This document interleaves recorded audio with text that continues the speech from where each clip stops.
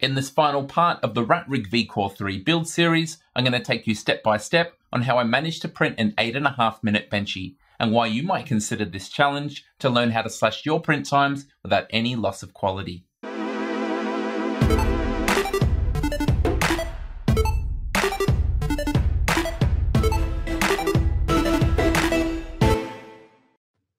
That is a lot of benchies, and they were required for my final installment in the RatRig VCore 3 build series.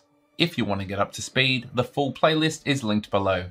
This episode is about pushing the limits as far as they can go to print a 3D benchy as fast as possible. And even if you hate 3D benchies, there should be enough here to help you learn and improve your own 3D printer. But first, let's answer some more of your questions. A common question was, can input shaping be used on my printer? A common misconception seemed to be that this was only available for the RatRig, but it's actually a feature of the Clipper firmware, and that means it can be used on any printer that's running Clipper. To test this, I've got everything I need to Clipperize another machine and try input shaping, with the target being this CR10 Max, which has the biggest, heaviest bed of any printer I own. Look out for a 2-part series on this in the future. How much did this build cost? Now that the printer is finished, we can answer this question. I've put everything in this spreadsheet and I'll link it below in the description. However, you should know that this is only a guide and the build is going to be different for everyone. I've paid for everything here except the freight, which was free from RatRig. Also free for me was the PETG filament from my sponsor X3D. Other prices are going to be approximate. For instance, my Orbiter extruder, which I ordered 2 of from AliExpress, and that included tax and shipping. In this spreadsheet, I've simply halved the total price. So if you order only one, your price may vary. You'll also notice that in Australia, we pay through the teeth for a lot of these things. And if you're in North America, ordering through Amazon, you'll probably get a lot of this stuff much cheaper. With all of this in mind, let's show the final price. Building the printer to the spec that you'll see in this final video cost me almost 2,200 Australian dollars. That's about 1650 US dollars and 1400 euros. As I said, this will differ for everyone, so mileage definitely will vary. On to printing a 3D benchy as fast as possible, and we're going to start by covering what the challenge is. The speedboat race was made official by Annex Engineering. Not only is it fun, but it really helps you identify and then fix weaknesses in your 3D printer. At the bottom of the Annex Engineering video is a link to a Discord server, and that's where we'll find the rules. You can pause the screen if you want to see them in detail, but all you need to know is that this is what I followed. I first became aware of this challenge thanks to my patrons, who linked me to this horrendously impressive attempt from Mirage C, creator of the Hevort. The only other video I'd seen heading into this was from Stefan of CNC Kitchen attempting this challenge. For me, what makes his video so great is that he had many challenges and failures, and did an excellent job of breaking down the problems as well as testing solutions. From the start, my goal for a fast benchy was to do it in under 10 minutes. I had issues and bottlenecks that I had to identify, understand, and then solve. In this video, I'm presenting my journey, organized into chapters which you can access with the timestamps below. I have to give a big thank you to Mikkel Schmidt here, member of the RatRig team, for this prophetic post on my last video. As it turned out, I ended up doing everything that was suggested, starting by strengthening the shroud. It looks similar, but you can see there's a lot more material up at the top, and all of the walls are actually thicker. The first phase for me was to add stepper motor driver cooling, and then optimize the performance of the drivers. I needed part cooling for the stepper motor drivers, and this is what I came up with. It's to suit an SKR Pro version 1.2, and as you can see, it clips around 2 of the mounts, and holds a 5015 blower fan, which outputs over the stepper motor driver heatsinks, in particular X and Y, which work the hardest. That leads us to the speed and acceleration settings that are set up by default for the RatRig VCore 3. As you can see, we have a linked file called speed limits basic, and when this is running, it limits the feed rate to 200 mm per second, and caps our acceleration at 1500 mm per second. We can significantly up the ante by uncommenting the speed limits performance file, making sure to disable the original reference. If we examine this file, we can see that all of our limits are raised, but our stepper motor drivers are also optimized, with increased currents and an earlier transition to spread cycle mode. When we save and restart, We can see that our printer limits have the velocity up to 1000 millimeters per second and our two acceleration values to 10,000. So by adding active cooling to the stepper motor drivers, we can work them a lot harder and push the performance limits, which brings us on to pushing and pushing and pushing speed and acceleration.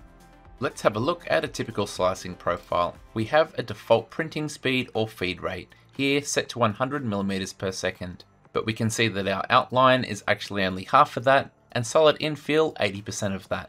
And if we switch to another tab, we can see that the first layer speed is only 30% of that. Once we slice the model and color it based on the feed rate, we can see that red should be our top 100 millimeters per second, but when we inspect the G-code, there's actually very little that's printed at this highest speed. One way to speed up your prints is to up these values to get them closer or even match the base print speed. There are definitely gains to be had with speed, but the real focus should be acceleration. If you've cranked up the speed in your slicer profile, for most people your 3D printer is going to be like a land speed record car. The top speed you've specified is high, but not necessarily optimized for acceleration. Let's keep this simple. Our car is on a road with a designated standing start point and a designated finishing spot. So here's the thing, our 3D Benchy is a pretty small print with a longer straight section around 30 mils. Back to our analogy, it's like giving our land speed record car only 100 meters to get the job done. With its modest acceleration, the car begins to speed up, but gets nowhere near its top speed before it has to hit the brakes and come to a standstill. If we're going to print something as small as a Benchy fast, we need to massively increase our acceleration. Back to our short test track, and the Top Fuel dragster with its stupendous acceleration can still hit top speed over the short distance. Analogy aside, how can we work out the actual speed and acceleration we require for our 3D printing? This excellent acceleration calculator is found on the Prusa blog website. It lets us put in some parameters and then communicates what would actually happen. Let's take our typical acceleration value of 500 and a typical feed rate of 60 millimeters per second. Our Benchy, however, is only around 30 millimeters long in a straight line, so we can see from the graph the printer is sitting at top speed for a small percentage of the time. Let's say we bump up our print speed to 100 millimeters per second. We can see now that we're only just hitting top speed. If we go up to 120, we can see we pretty much spend the whole time accelerating and then decelerating, just like our example graph with the land speed record car. Of course, putting this number higher makes no difference. If we push the speed all the way to 200, we can see from the graph that's irrelevant because it'll never get there. To fix this, what we need to do is up our acceleration. Let's double from 500 to 1000. There's no flat line, so that's still not enough. We'll double it again. And we can see with a value of 2000, we're finally able to hit our top speed, just not for very long. The more and more aggressive we make the acceleration, the greater percentage of time for our move that will be at top speed, and obviously the higher our average top speed, the faster the print will complete. Calculated theory aside, what do these settings actually mean for the print time of the Benchies? All of these Benchies were printed in PLA with the exact same G-code, setting the feed rate to 200 millimeters per second. Before starting each one, however, I used the Printer Limits tab to manually override the acceleration values, and this gave me a really easy way to run the same G-code, but compare acceleration back to back. Benchy number 1 had a sedate acceleration of 500 millimeters per second, and we know from our calculator it will never hit the top speed, and that's why it still took over an hour to complete. Benchy number 2 upped the acceleration to 2000 and halved the time to just under 34 minutes. Benchy number 3 upped the acceleration to 5000, and that slashed off another 10 minutes. The next version was the first time I got under 20 minutes by upping the acceleration to 10k. Remember, what you're seeing here is the exact same G-code and feed rate. The only thing that changes is the acceleration, and with this we have a 60% reduction in print time. This challenge is not about print quality, but inspecting the Benchies will highlight our next bottleneck. We can see as the print speed goes up, the part cooling just isn't up to the task. Luckily for me, pre-designed upgrades were available. As you'll later see, it's important to improve part cooling, even for filaments besides PLA. The standard part cooling solution on the rat rig is actually quite good, as evidenced by the test prints that I showcased in the last video. However, for these speed Benchies we need more. The one that I went with was this dual 5015 part fan mod by Super Sniffles. We add a second fan to the back, and we have an additional outlet at the back of the nozzle. And for anyone who really wants to push it, Mikkel Schmidt has a 7530 part fan mod. Remember that the EVA carriage is modular, so all we need to do is print out the 3 new parts to replace the 3 old ones. Therefore, installation is simply unbolt the old and bolt on the new, with the hardest part being soldering on a second fan connector in parallel for the new fan. One of the cable management parts was too short, so I had to remix my own simple variation, and that allowed me to get everything back together the way it was, nice and tidy. And here we can see the new duct is pointing exactly where it should, around the nozzle. So back to printing, and I upped my feed rate from 200 to 220 and kept the same acceleration, and that shaved off another minute and a half. And the new part cooling system worked really well, with a significant improvement in surface quality despite being a faster, more challenging print. And I probably could push things a little bit further with the 7035 mod, but PLA is inherently a runny material and needs a lot of part cooling, so instead I decided to try some different filaments. I use PLA for 90% of my 3D printing, but it was time to move on. And first up, ABS. The main advantage being that typically you would print it without any part cooling except for bridges. Things started well, with the initial layers bonding well to the bed, but it wasn't long into the print that we ran into a limitation, and that was the part warping. Even on a print this small, the base of the benchy was warping enough to make it dislodge from the bed. Next up was ASA, similar in properties to ABS, but less prone to warping and better UV resistance. And compared to ABS, it was a lot better, although not perfect. As you can see, once it got to the slight overhang at the top of the cabin, it would curl up and then the nozzle would smash it off when it got to doing the bridging and solid infill. Even so, I let the print finish, just so I could see what time I was down to, and with 300mm per second and acceleration of 15k, we were down to 14.5 minutes with pretty good surface quality. But that was irrelevant, because if the benchy doesn't finish, then it doesn't really count, so I needed to keep experimenting. The next filament I tried turned out to be perfect. Volcano PLA from Form Futura. Basically, this is a more expensive PLA that prints with higher temp, has high thermal stability, and is designed to be annealed for greater strength. For speed benchies, here's why it's so good. Firstly, you can print at 100% of your normal feed rate for the first layer.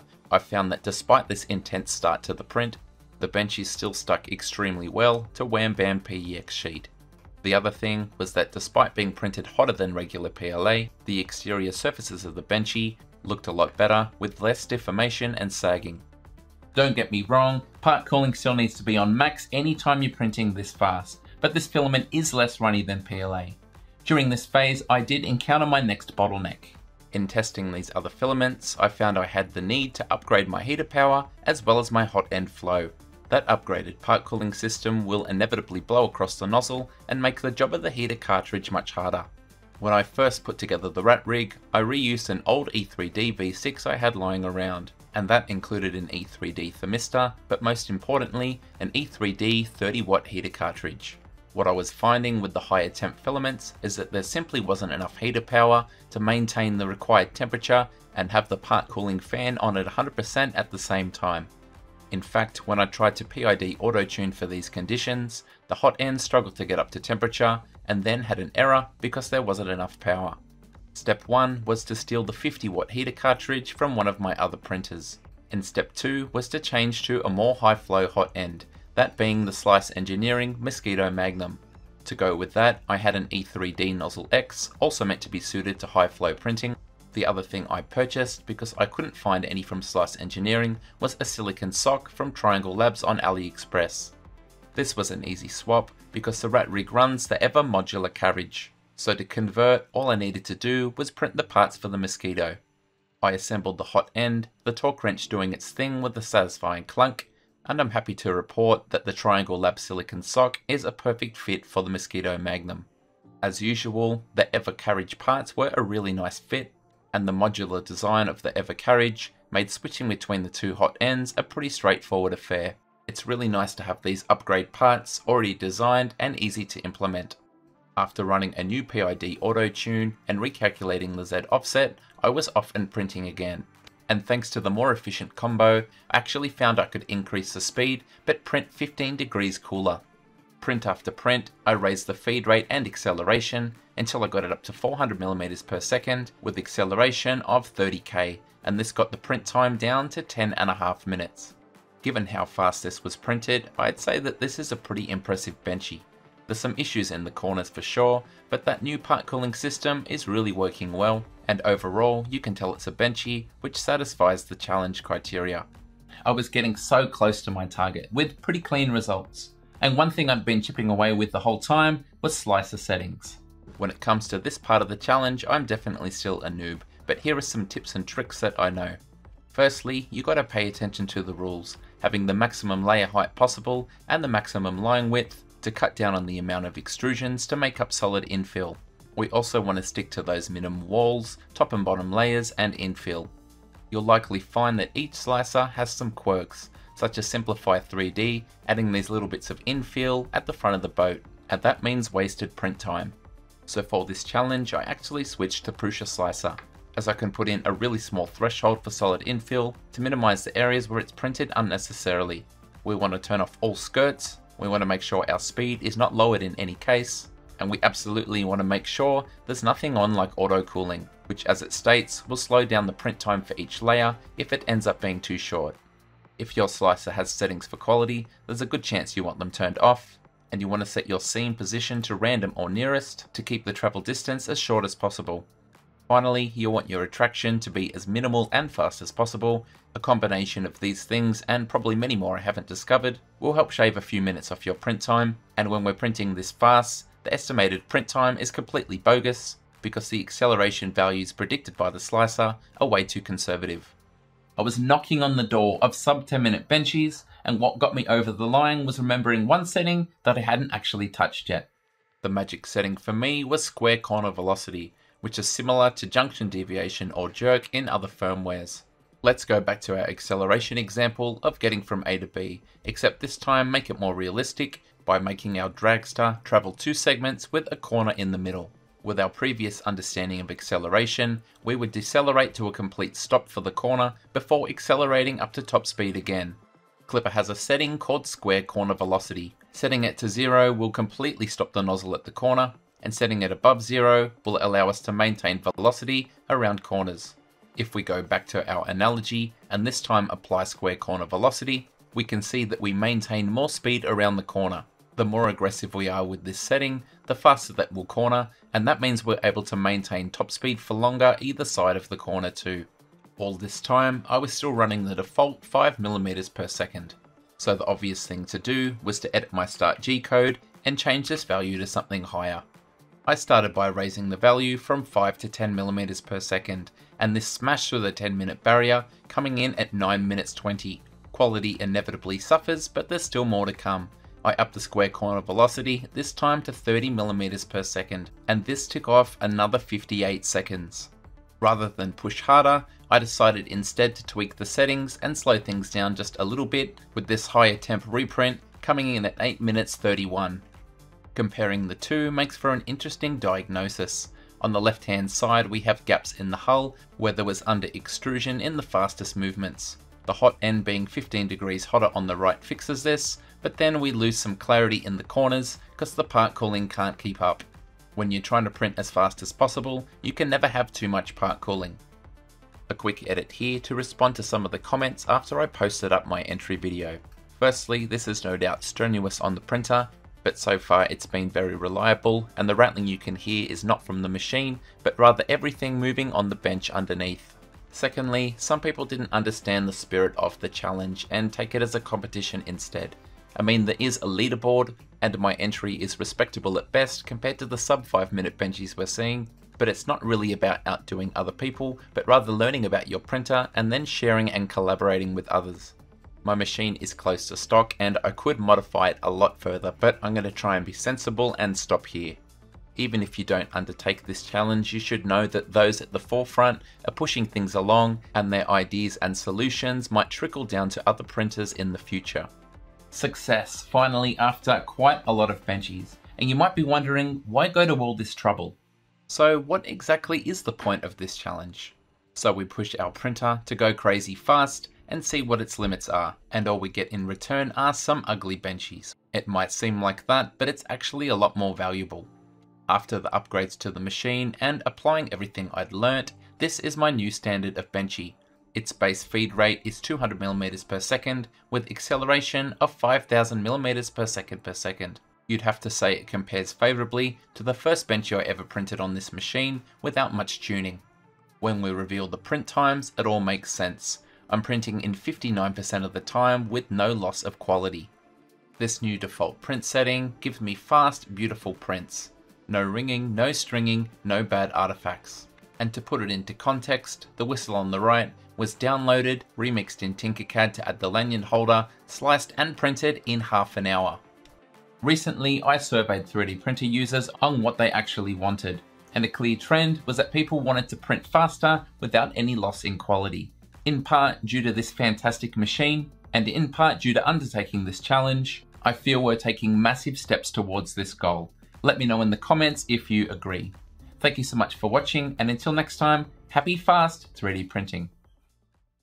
G'day, it's Michael again. If you liked the video, then please click like. If you want to see more content like this in future, click subscribe and make sure you click on the bell to receive every notification. If you really want to support the channel and see exclusive content, become a patron. Visit my Patreon page. See you next time.